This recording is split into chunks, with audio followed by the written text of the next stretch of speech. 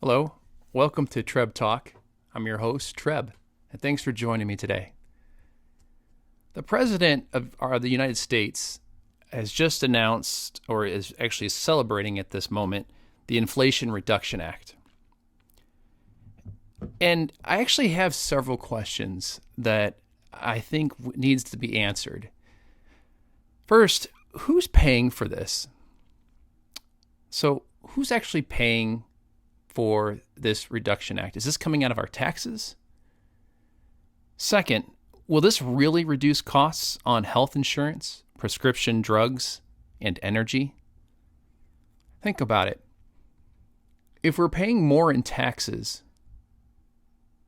are we just paying more in taxes just to get cheaper health insurance, prescription drugs, and energy costs?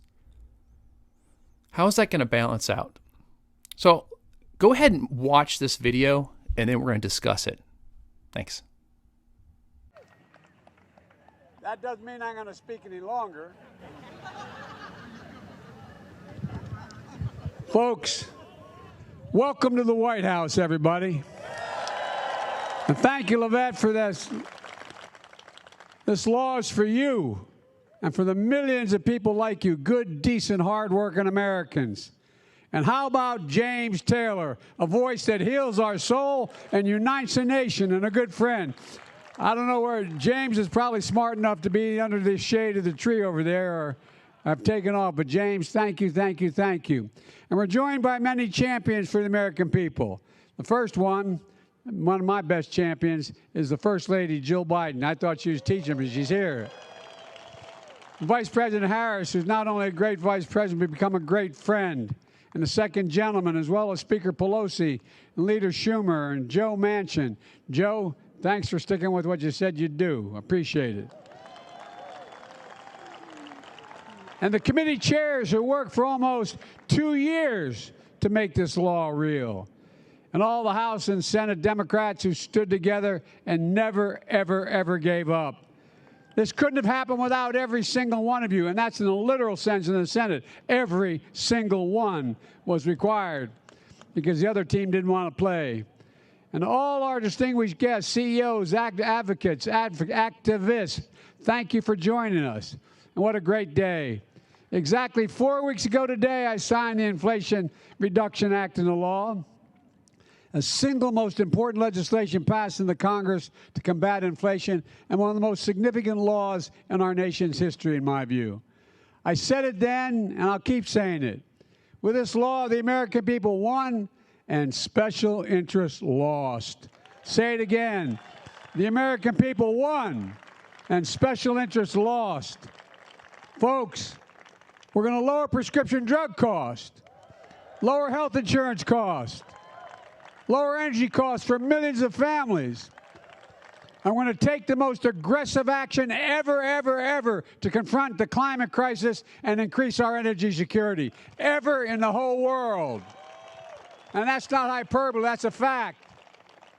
We're going to build the future, here in the United States of America, with American workers, with American companies, with American-made products. And after years of some of the biggest corporations in the United States paying zero in federal income tax, they'll now have to begin to literally pay their fair share. Today offers proof that the soul of America is vibrant, the future of America is bright, and the promise of America is real. It is real. It is real. This is an extraordinary story being written today in America by this administration as I step all over my coat. Good thing my mom's not around. Okay, I didn't play the whole entire video, but he just basically, in the intro, he gave you a little bit of what this Inflation Reduction Act is going to be. He says American people won and the special interest lost. He says American people won and the special interest lost. He also says that he'll take an aggressive approach to climate change. Going back to what I said before, he says American people won and special interest lost. What does that mean? What does that mean to you? What is he talking about?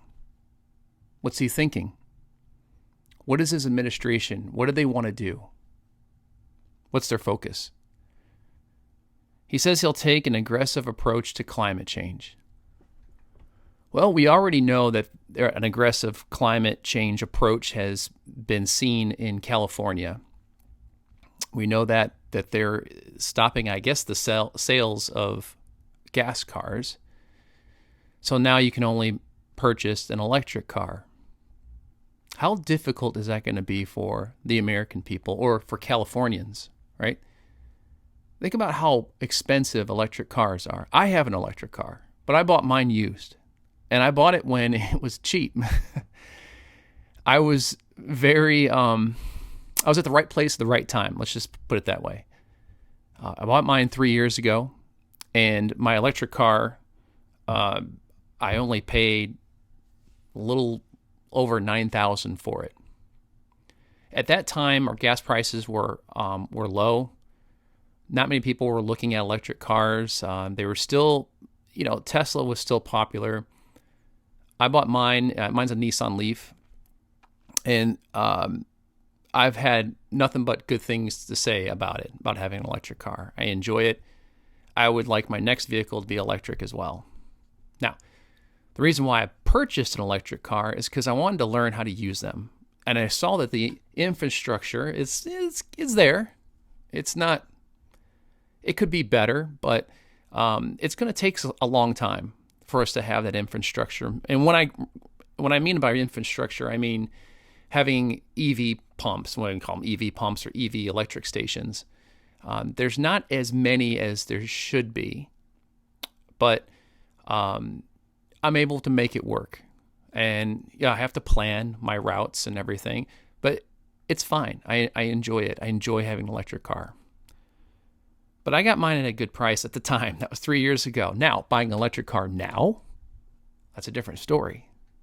My electric car right now is almost, I would say another, maybe double the amount of what it's worth right now. I could probably sell it, possibly. I could probably sell it, maybe not double, but maybe $15,000. So it's probably up about $5,000 more, and it's still a used electric car. I bought it used in the first place. He also states that American companies for years didn't pay any federal income tax. They didn't pay any federal income tax.